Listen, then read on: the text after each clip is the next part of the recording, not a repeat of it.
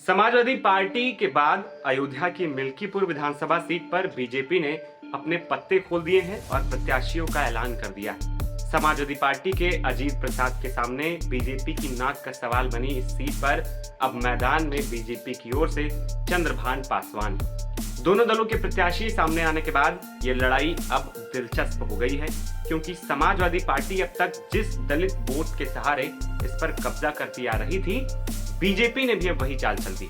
अब तक इस सीट पर बाबा गोरखनाथ बीजेपी की ओर से दावा ठोक रहे थे, लेकिन अब दोनों दलों ने एक ही जाति के प्रत्याशी उतार दिए हैं, जिसके बाद ये चुनाव कांटे का हो गया। साथ ही पासी जाति को छोड़कर अब कहा जा रहा है कि बाकी दलित और ओबीसी जातियां निर्णायक भूमिका में आ गई, यानी सपा या बीजेपी दोनों में से जो भी अन्य जाति को अपने पाले में लाने में कामयाब होगा, उसी का परचम मिल्कीपुर सीट पर लहराएगा। मिल्कीपुर सीट पर भाजपा ने चंद्रभान पासवान के नाम पर बड़े सोच विचार के बाद फैसला लिया। पुराने प्रत्याशी बाबा गोरखनाथ भी एक मजबूत दावेदार माने जा रहे थे, लेकिन वो पिछली बार चुनाव हार चुके। पार्टी के अंदर उनके नाम पर सभी सहमत भी नहीं थे। दूसरी ओर यह भी विचार किया गया कि किसी नए को टिकट दे दिया जाए, लेकिन बिल्कुल बाहरी को टिकट देने पर भी अच्छा संदेश नहीं जाता है। ऐसे में चंद्रभान पासवान के नाम पर विचार किया गया। वो पार्टी से काफी पहले से जुड़े रहे हैं, अलग अलग मोर्चों में पार्टी के साथ रहे हैं, पार्टी के जिला कार्यकारिणी के सदस्य भी रहे, जातीय समीकरण में भी वो फिट बैठते हैं। इससे ये भी संदेश जाएगा कि जिला स्तर के खाटी कार्यकर्ताओं को पार्टी ने आगे बढ़ाया। इन सब बिंदुओं पर विचार करके उनके नाम पर पार्टी आलाकमान ने मुहर लगाई।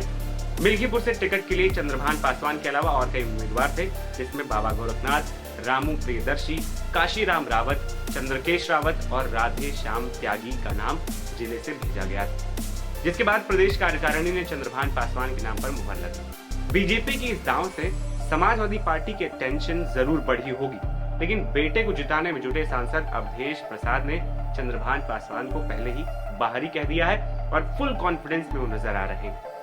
अवधेश का कहना है कि इससे पहले भी कई प्रत्याशी आए, लेकिन हमें यहाँ कोई हरा नहीं पाया है और इस बार भी हम जीतेंगे, यहाँ पर कोई लड़ाई नहीं। आपको बता दें कि मिल्कीपुर सीट लंबे समय से समाजवादी पार्टी का गढ़ रही है। यहाँ 1991 के बाद से अब तक 6 बार सपा ने जीत हासिल की, 2 बार भारतीय जनता पार्टी और 1 बार बसपा को जीत मिली है। विधानसभा चुनाव 2022 में भी सपा के अवधेश प्रसाद यहाँ से जीते थे। लोकसभा चुनाव 2024 में उनके सांसद बन जाने के बाद ये सीट खाली हो गई थी। लोकसभा चुनाव के बाद प्रदेश की 9 विधानसभा सीटों पर उपचुनाव भी हुए, जहां भाजपा ने पूरी ताकत लगाई थी और उसने 7 सीटों पर जीत हासिल कर ली थी। सपा के खाते में सिर्फ 2 ही सीटें आई। ऐसे में अब सपा अपने इस गढ़ को बचाने में पूरी ताकत झोंक रही है।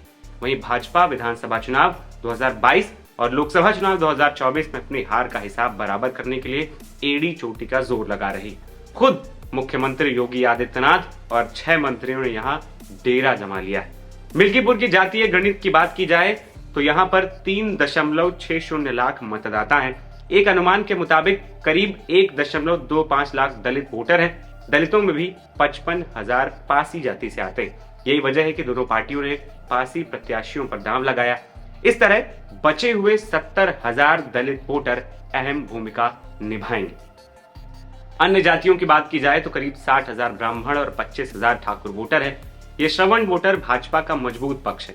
वहीं 50,000 यादव और 30,000 मुस्लिम वोटर सपा का मजबूत पक्ष माना जा रहा है।